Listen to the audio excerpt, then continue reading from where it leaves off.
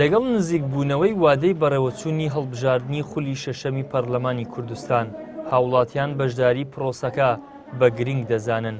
هاوڵاتیان دەڵێن دەبێت ئەو کەسانە هەڵبژێرین کە بۆ پاراستنی ئاین و بەرزڕاگررتنی شکۆی کۆمەلگا کار دەکات. دەشڵێن دەبێت هاوڵاتی هۆشیارانە بڕیار بدەن. ئەم هەڵبژاردنەش بە شێوەیەکی گشتی کە باسەکرێ ڕێگای تەزویر زۆر ینی بربەستی لە پێشدانراوە و ئیشاڵا شتێکی پاک دەبێت. ئیشاڵا ئەوەی لە بۆ ئەو میلەتە باشە ئەو دەردەچی، ئیشاڵا ئەوەی لە بۆ خوای گەورە سولحاوە ئەو دەردەچی.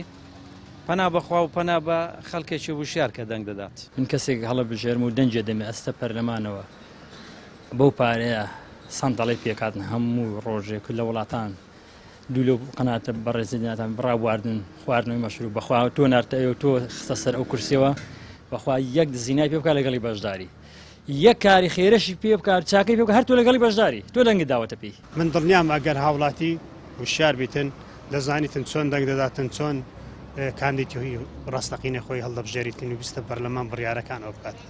ئەوە یعنی یەکەکە لەو کێشانێکەوە کۆمەلگاکەمان دووساری هاتەوە هەر لە ڕێگەی ئەو کەناڵەوەشە زۆرم پێخۆشە. یعنی بەڕاستی دکتۆر ئەحمەد جەمال مامۆسای زانکۆ کاندیدی ژمارە 7 لیستی کۆمەڵی دادگەری لە بازنەی هەولێر دەڵێت کاندیدان دەبێت دروشمێک هەڵبگرن کە لە قۆناغە جیاوازەکانی تەمەنیاندا بۆی خەمخۆر بووبێتن و هەوڵی جێبەجێکردنیاندا بێت. هەر کەسێک خاوەن دەنگێکی ئازادە لە ڕاستباردەکردنی کەسێک کە شاهێدی ئەوەی بۆ بدەیت لەوێ لە خەمی خەڵک بێت و جێبەجێکردنی کۆمەڵێک پرۆژە یاسا کە جارێککە خزمەت بۆ خاک وڵات و نیشتیمانە بکات. من زۆر لام سەیرە بەشێک لە بربژێرەکان کۆمەڵێک دروشمی سەیریان بەرز کردوتەوە لە حەقیقەتدا لە هیچ خۆناغێکی تەمەنیان ئەو جۆرە دڵسۆزی و خەمخۆریان لێ نەبیندراوە. من هەمیشە دەڵێم باوا نەزانن پەرلەمان معجزە ئاسا وەکو عساکەی حەزرەتی موسای لێ و بتەوێ هەر شتێک کە بیکەی بۆ دەکرێت. دەبێت لە ناخی ژیانی کردداریدا ڕنگدانەوەی هەبوو بێت ئەو دروشمانێک کە بەرزی دەکەیەوە.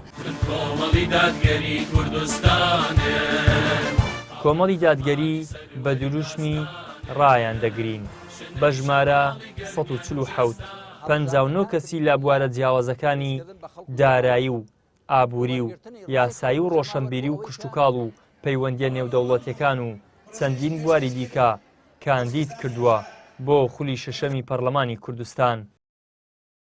ئیدریس محەممەد، کەناڵی ئاسمانی پەیام، هەولێر.